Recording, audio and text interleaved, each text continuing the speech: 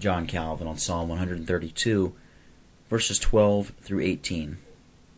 If thy children will keep my covenant and my testimony that I shall teach them, their children shall also sit upon thy throne forevermore.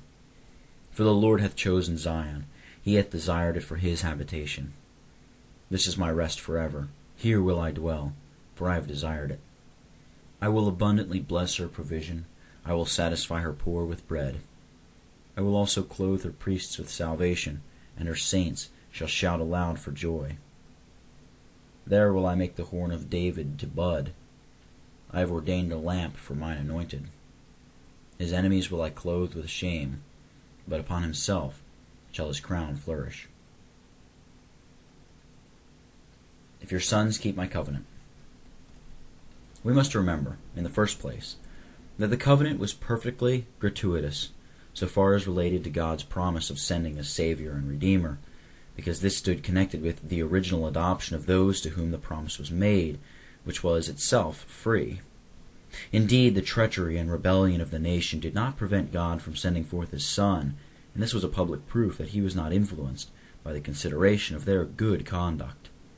Hence Paul says in Romans 3, verse 3, quote, "What if some did not believe? Is therefore the truth of God of no effect?" Unquote. Intimating that God had not withdrawn his favor from the Jews, having chosen them freely of his grace.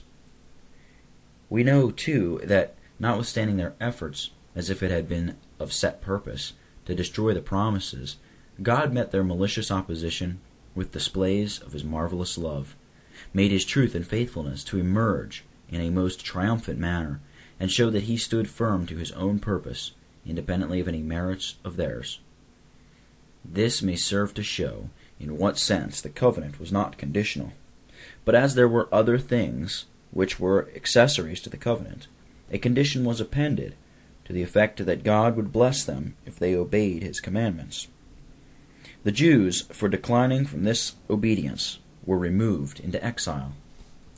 God, on the other hand, took vengeance upon the people for their ingratitude, so as to show that the terms of the covenant did not run conditionally to no purpose, while on the other, at the coming of Christ, there was a free performance of what had been freely promised, the crown being set upon Christ's head. The obedience which God demands is particularly stated to be the obedience of his covenant, to teach us that we must not serve him by human inventions, but confine ourselves within the prescription of his word.